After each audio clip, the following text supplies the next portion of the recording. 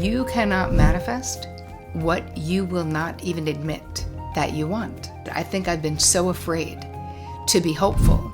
I'm trying to protect myself from disappointment, but here's the lesson in all of this. Well, hello there, and welcome to this episode of the Terri Cole Show. I want to start with a question.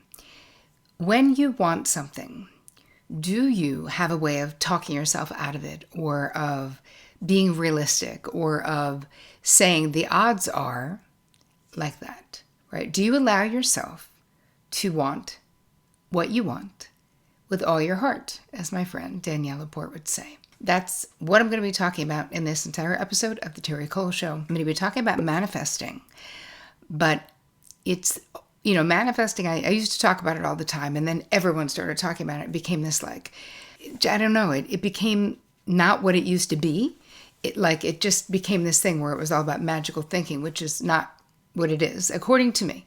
Listen, this is a little woo, but this is how I've created what I've created in my life. So I do believe that what you think about and what we feel impacts what happens in our lives. So anyway, we are going to get into it.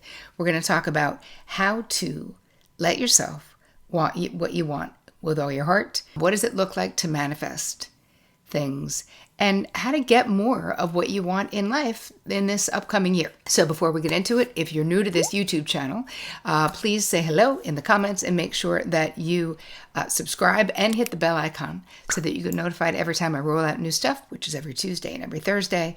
Thank you for being here. I appreciate you.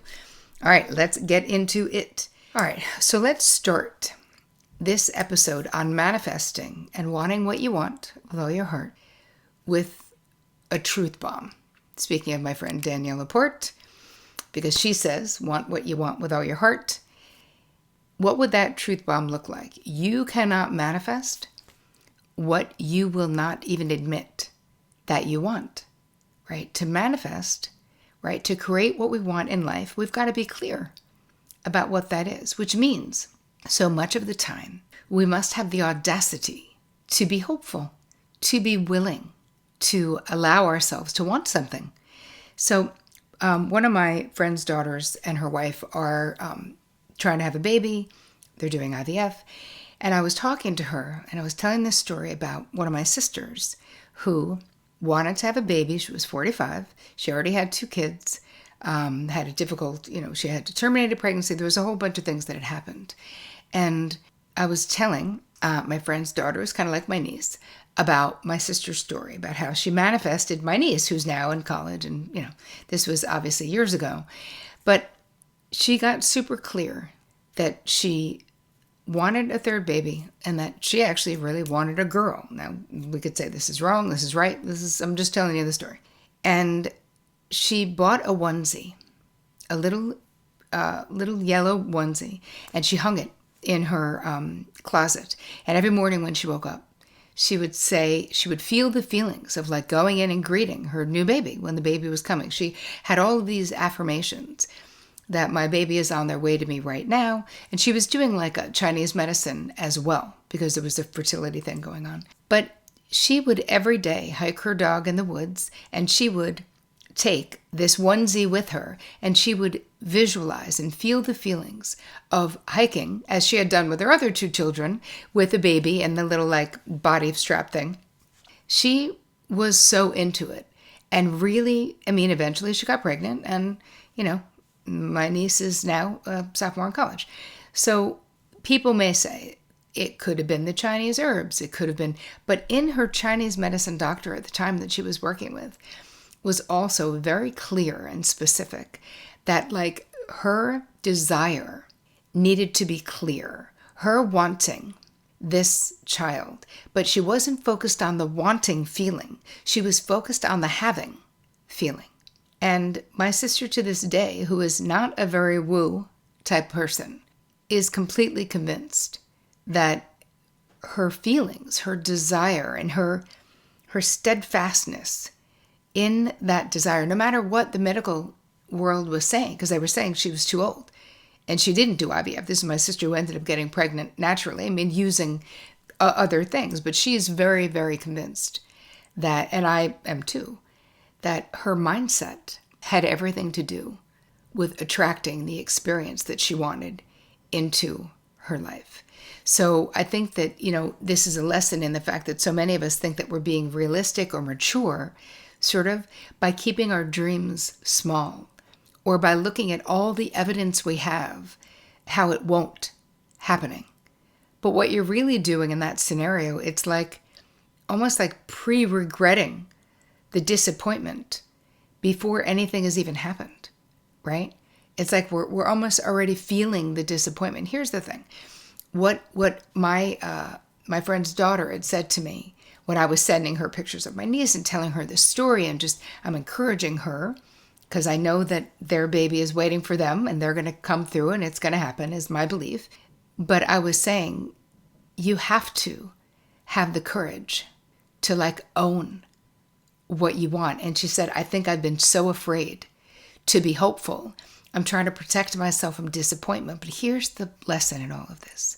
We cannot protect ourselves from disappointment in life, and you're not that fragile. So we have to have the audacity to hope and to go for what we want. So in this episode, I want to talk about how when we block our own desires, right? What are we doing for our future when we don't even let ourselves want the things that we want with all of our hearts? I just don't think that as we're dreaming and as we're working towards things, right? Every single solitary thing that exists in this world was once, invention-wise, things that were created by humans, was once simply a thought in someone's mind, from MRI machines to Facebook, right? Think about all of the things that now we go, oh yeah, this is just life. But that was a dream. The creation of electricity, running water, all of these things were just thoughts in people's minds. So why not let the thoughts in your mind, the thoughts that are your desires, be the things that lead what happens in your life? So let's start with it, right? Why don't we let ourselves, right? Why do we get in the way, or why don't we let ourselves want what we want? So let's look at it from this point of view. When was the last time that you fully let yourself hope for something without immediately slapping it down in some way of don't get carried away or don't jinx it, right? Don't set yourself up to be disappointed, right? Why do we do this? Well, part of it is a nervous system, right? We've learned what are dangerous messages. If I hope, I'll get hurt. If I want, I'll lose. If I care, I'll be crushed. So we manage the expectation by making the dream smaller. I would have therapy clients who, let's say they want to be in a long-term relationship, and they're like, I don't even need the person to have money. I'm like, but why are we already dimming? Or I don't even need them to whatever the thing is. I'm like, isn't it just as easy to manifest someone who is financially sound as it is to manifest someone who's poor? I mean, I don't know, but why are we making it smaller, right? I think that, a lot of this stuff has its roots in childhood as to why it's scary, right? This didn't just start, right? Growing up, if your caregivers were inconsistent, emotionally unavailable, punitive, dismissive, right? If you had those experiences, when you expressed a desire, then you learned to sort of, I guess we'd call it pre-reject what it is that you wanted as protection. So it's really like a survival strategy, which, as kids, we're all so good at figuring out how to protect ourselves, especially if we're in situations where other people weren't protecting us. But here's the problem. As I've said so many times, that strategy that protected you as a kid can sabotage you as an adult. So we're still trying to stay safe by staying small. And it doesn't work, right? So I want you to think about it this way. You're not afraid of failing. You're afraid of feeling your feelings, right? So you survived by numbing that wanting, right? By keeping it small, by making it be less. But you don't have to be afraid of your feelings, because I promise you, my friends, you are not that fragile, right? It's like the way that it works, in my understanding and my own experience, is that when we have an ambivalent desire, when we're unsure that we deserve the New York Times bestsellers list, or whatever the thing is that's in your heart. An ambivalent desire creates an ambivalent result. This is what I've seen, right? You can't say to the universe, surprise me, right? We have to be clear on what we want. And that clarity comes from just giving yourself permission to tell the truth about what it is that you want. Because when we deny our desires, here's what happens. We play small. So we overcompromise. We tolerate, like low vibe bullshit in relationships. Accept crumbs in the career. Maybe you don't ask for the raise that you deserve, or you don't go for the job opening above you that you could go for, right? It makes us resentful. It makes us restless, right? You start to believe that wanting is selfish. And I think that there's a lot of narratives out there, or a lot of limiting beliefs, unconscious thoughts, especially if you were raised in a religious household, that wanting more is selfish or self-centered or bad for you in some way. I mean, if you were raised Catholic, it's like, give it up for the souls in purgatory. I wasn't raised Catholic, but my husband was. And so it's almost like, instead of something for yourself, you should give it up for the souls in purgatory, if I'm understanding that phrase correctly, which I may not be. Feel free to correct me in the comments. In the meantime, we don't want to live small, right? So the truth is that your desire is information, right? It's data. This is the truth about where you are. It also creates direction in your life, right? There was a point in my life not that long ago where I had written no books, where I was not a published author. And now I've written, it'll be 4 books in 5 years, right? So things change, but that desire to do that created me finding a way to get a book deal. And then that impacted the direction of my life. Because the thing is, your desire is the truth about how you feel, right? It's not unsafe. It's just the truth about what you want. And we can use it almost as this internal GPS to guide where you're going in life. I had a client, I'll just give you a quick client story. We'll just call her Mia. So she wanted to be an artist, but insisted it'll never work. She shouldn't do that. It's not a real career. That's how they felt in her family. So when we worked together and we talked more and more about her art, because it was so important to her, she realized that it wasn't the fear of failing per se. It was the fear of hoping. So when she thought about it, it wasn't the fear of failing, because when she was a kid, if she hoped for anything, because she had, her family was rough, if she hoped for affection or attention or praise, she didn't get it. She got shut down. She got ignored. She had a very neglectful family system. But once through our work together, she really got the sanctity and the divinity of her desires. She started painting again. And she started doing it for herself, right? That was the beginning. But then she joined a collective. And then she started selling pieces of art, actually.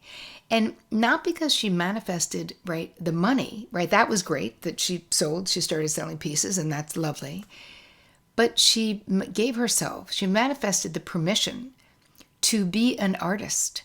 And this was something that would have been denied her in her life. So I think that we have to look at our motivation, but we have to look at the truth about what it is that we want.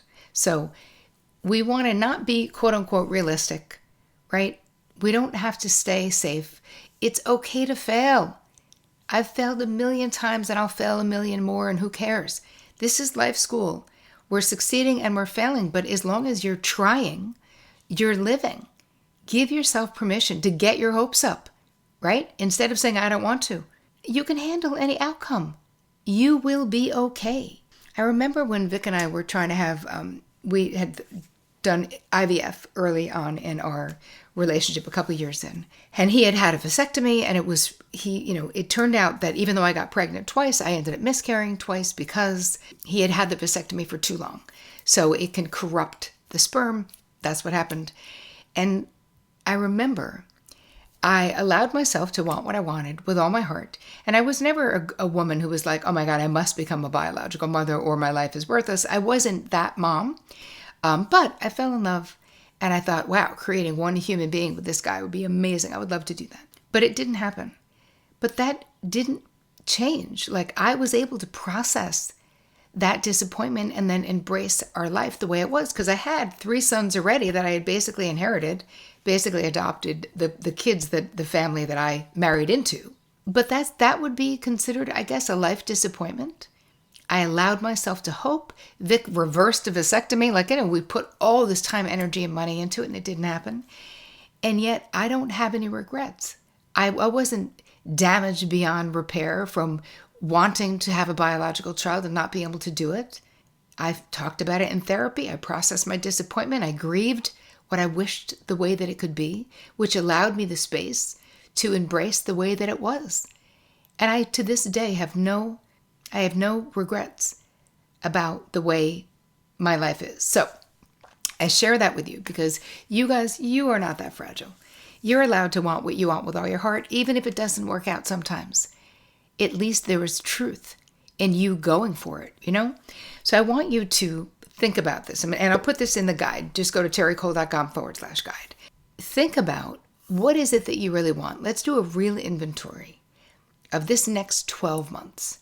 So put it in every category of your life.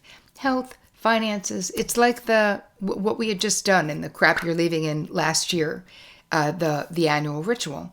But I want you to really dial into, in every area of your life, one sort of suppressed desire. Something that maybe you haven't said out loud. And as you're writing your list, you're going to see, how does that feel in your body to let yourself write it or express it, right? What comes up? Do you have thoughts of like, who do you think you are? Or that's not realistic? And then ask yourself, whose voice is that, right? Is that you? And then let's move it into the grown-up us, which is, you can survive wanting. Tell yourself, I can survive disappointment. I can survive success. Because really, what do I always say? Fear of success and fear of failure are 2 sides of the same coin, and that coin is fear of change. And my friend, you can also survive change. So I want you to visualize what it is that you want. Feel the feelings of having it, right? Allow yourself to want it, and then take steps every day towards your dreams. Because this is what has to happen. This is not just a woo-woo thing where we go, I'm going to think about it. We need to feel the feelings of having it, yes, and we need to take steps every day. So just indulge me for one more minute. I want you to put one hand on your heart right now and just ask yourself, what do I want that I've been too afraid to admit? Just ask yourself that question. And then write down whatever comes to you, because your desire, right? It's not delusional. It doesn't mean it'll all come true, but it matters. And it's an invitation to like put your stake in the ground and put the universe on notice that this is what you are creating in this next 12 months, right? Allow yourself to want what you want with all your heart.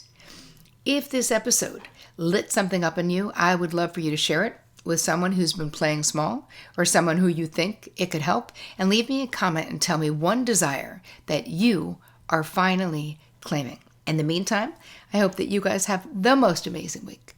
And as always, take care of you.